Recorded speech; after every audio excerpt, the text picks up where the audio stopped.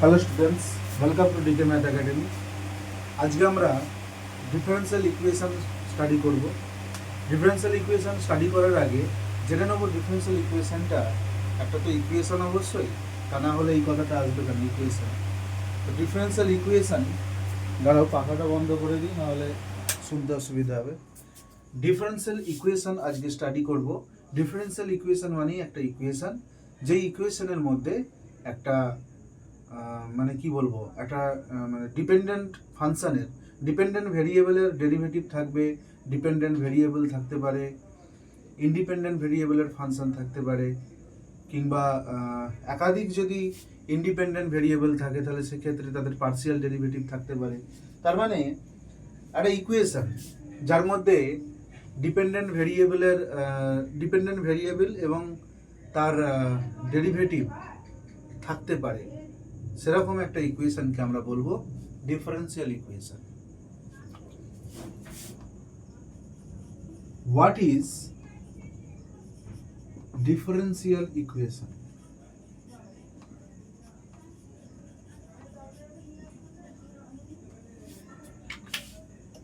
An equation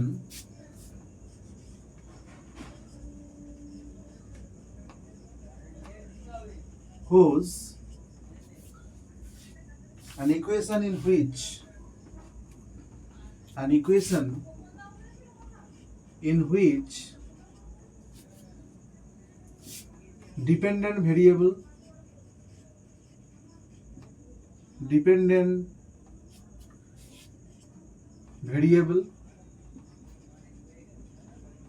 and its derivatives involves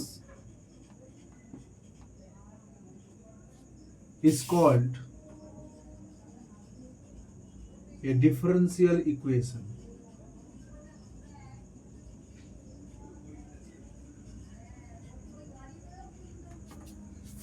এবার আমরা জানি, আমরা একটা ইন্ডিপেন্ডেন্ট ভেরিয়েবলের ফাংশন আমরা দেখেছি, কিন্তু একাধিক ইন্ডিপেন্ডেন্ট ভেরিয়েবল এরকম ফাংশন আমরা সাধারণত দেখি না। আমরা ফাংশন অফ সেভারাল ভেরিয়েবলস যারা পড়াশোনা করেছি, কিংবা ডাবল লিমিট নিয়ে যারা পড়াশোনা করেছি তারা দেখেছি। তো সেই অনুযায়ী ডিফারেন্সিয়াল ইকুয়েশনের টাইপস হয় দু ধরনের টাইপস অফ ডিফারেন্সিয়াল ইকুয়েশন। একটা হচ্ছে অর্ডিনারি ডিফারেন্সিয়াল ইকুয়েশন, এটাকে শর্টে ওডিই বলে। আরেকটা হচ্ছে পার্সিয়াল ডিফারেন্সিয়াল ইকুয়েশন, যেটাকে পিডিই বলা হয়। এক্ষেত্রে suppose when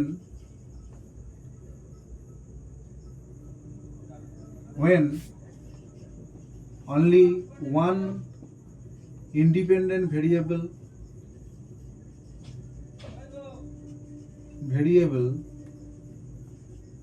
appears,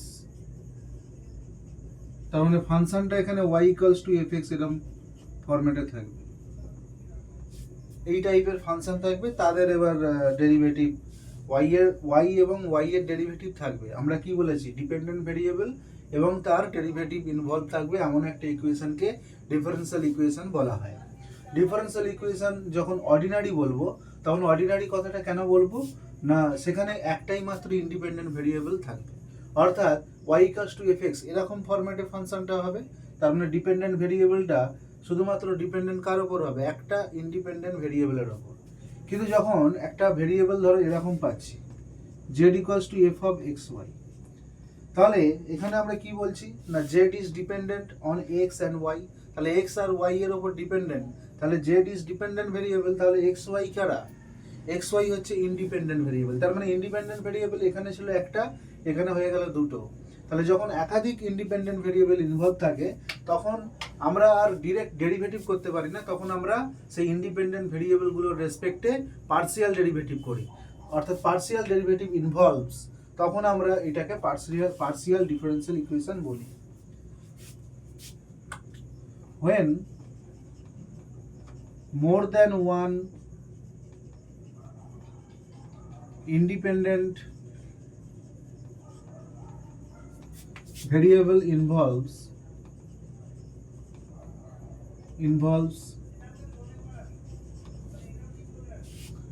and the partial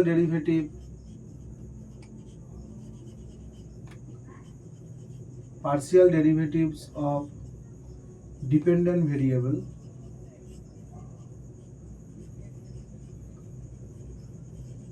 appears,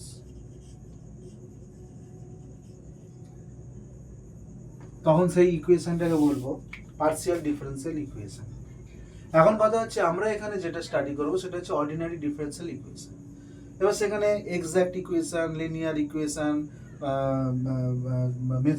method of separation of variables, বা ধরো integrating factor, variation of parameter, সেটা ফার্স্ট অর্ডার ফার্স্ট ডিগ্রি কিংবা সেকেন্ড অর্ডার ফার্স্ট ডিগ্রি, এরকম ধরনের ইকুয়েশনের আমরা সেপারেশন অফ ভেরিয়েবলস, বা একটা ইকুয়েশনে ডিপেন্ডেন্ট ভেরিয়েবল এবং ডিপেন্ডেন্ট ভেরিয়েবলের ডেরিভেটিভ ছাড়া বাকি যেগুলো থাকে সেগুলোকে আমরা কি বলছি, কোএফিসিয়েন্ট বলছি, অর্থাৎ বাঁ দিকে যেগুলো থাকবে, ডান দিকে একটা এক্স এর ফাংশন থাকতে পারে। যাই হোক, গুলিয়ে যাচ্ছে এত কিছু শোনার পরে। তোমরা শুধু মনে রাখো ডিফারেন্সিয়াল ইকুয়েশনটা কি, ডিফারেন্সিয়াল ইকুয়েশনের টাইপটা কি, টাইপটা কেন হচ্ছে, অর্ডিনারি কথাটা কেন এলো, এবং পার্সিয়াল কথাটা কেন এলো। এবার কথা হচ্ছে আমরা যেটা এখনো অবধি বলিনি সেটা হচ্ছে ডিফারেন্সিয়াল ইকুয়েশন কেন পড়বো। ডিফারেন্সিয়াল ইকুয়েশন কেন পড়বো? দেখো, ডিফারেন্সিয়াল ইকুয়েশন, একটা ধরো কার্ভের ডিফারেন্সিয়াল ইকুয়েশন তোমাকে দেয়া আছে, একটা কার্ভের ডিফারেন্সিয়াল ইকুয়েশন তোমাকে দেয়া আছে।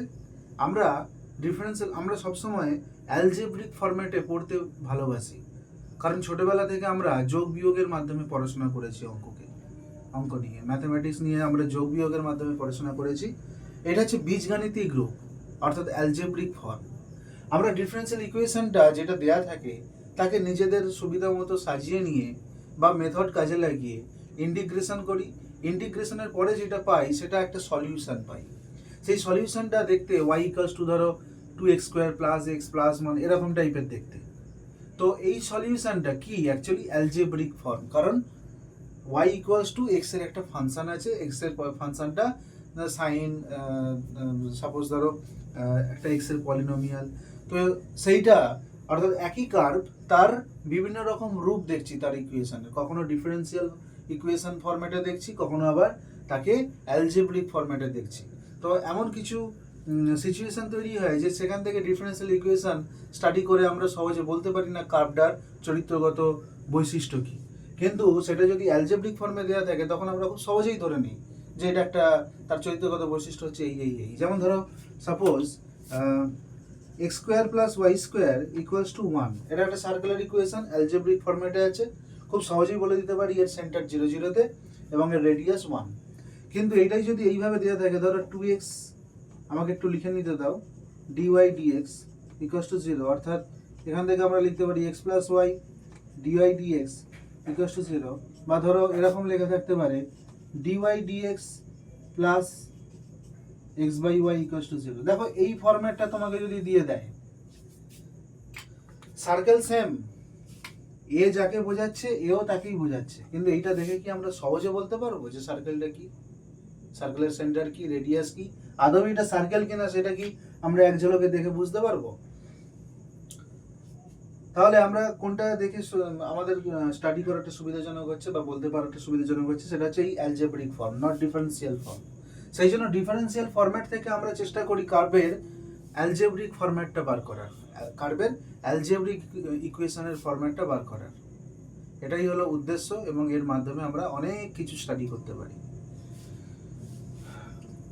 এবার আসছি অর্ডার এবং ডিগ্রি।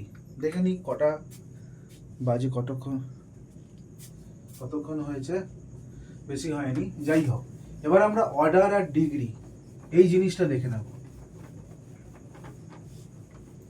অর্ডার এবং ডিগ্রি।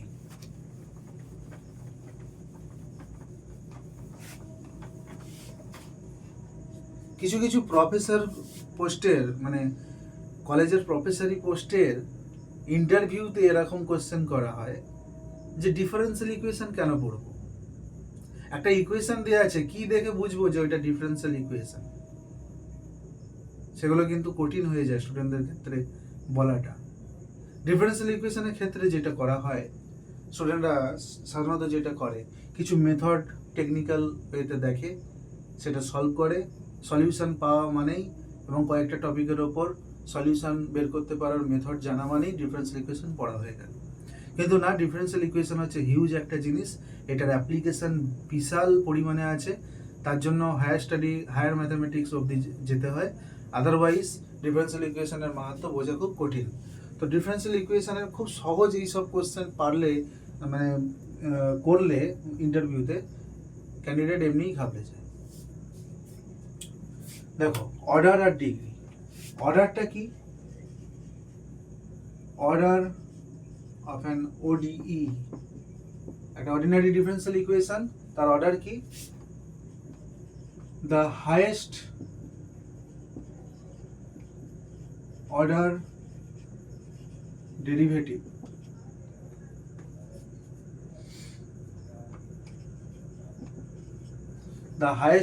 ডেরিভেটিভ যেটা থাকবে তার অর্ডারটাই, দ্য অর্ডার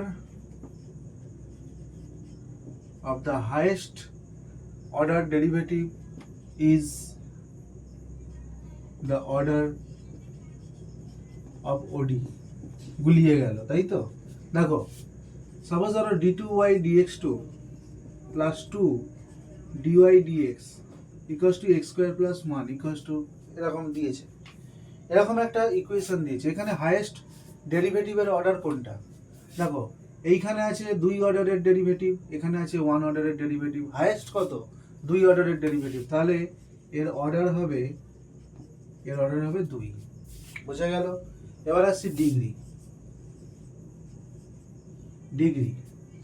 ওই যে হাইয়েস্ট অর্ডার ডেরিভেটিভ, তার যে ইন্টিগ্রাল পাওয়ার মানে কি? পাওয়ার মানে হচ্ছে তার মাথায় যেটা থাকবে। ধরো x কিউব, তাহলে এখানে x এর পাওয়ার কত? 3। x স্কোয়ার, x এর পাওয়ার কত? 2।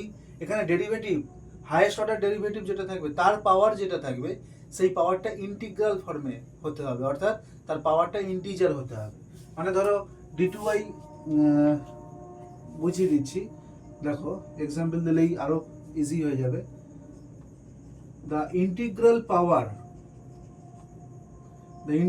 পাওয়ার of the highest order derivative। দেখো, এখানে বলেছে হাইয়েস্ট অর্ডার ডেরিভেটিভ যেটা থাকবে তার পাওয়ার এবং সেটা যেন ইন্টিজার হয়। এখানে হাইয়েস্ট অর্ডার ডেরিভেটিভ কে? এইটা, এর পাওয়ার কিছু নেই মানে কি? 1। তাহলে ডিগ্রি সমান কত? Degree equals to 1। তার মানে এটা 2 অর্ডার, তার মানে এটা second order first degree equation. এবার দেখো, যদি এরকম দিতাম d2y dx2 whole to the power 3/2 plus 1 equals to dy dx, এরকম টাইপের কোয়েশ্চেন দিলাম, তুমি খুব সহজেই বলে দিতে পারবে যে এখানে তো হাইয়েস্ট অর্ডার ডেরিভেটিভ কোনটা? এইটা, অর্থাৎ হাইয়েস্ট অর্ডার ডেরিভেটিভের অর্ডারটা কত? 2। তার মানে ইকুয়েশনটার অর্ডার সমান কত? 2। এবার কথা হচ্ছে এর পাওয়ার তো 3 এর 2 আছে। 3 এর 2 কি ইন্টিজার? ভালো করে বোঝো, এখানে বলেছে ইন্টিগ্রাল পাওয়ার, এর পাওয়ারটা তো ইন্টিজার নয়, তাহলে এর পাওয়ারটাকে ইন্টিজার বানাতে হবে। তার জন্য কি করবে? তুমি এইটাকে লিখতে পারো d2y dx2 whole to the power 3/2 equals to dy dx minus 1। এখান থেকে d2y dx2 হোল কিউব উভয় পক্ষে স্কোয়ার করে দিলে কি হবে? এইখানে 2টা উঠে যাবে আর এইখানে এটার হোল স্কোয়ার আসবে। এখান থেকে এবার তুমি এইখানে ভাঙো না ভাঙো কিছু যায় আসে না, আমি দেখবো এইটা। এখানে হাইয়েস্ট অর্ডার ডেরিভেটিভের ইন্টিগ্রাল ফরম্যাটের পাওয়ার কত আসছে? 3।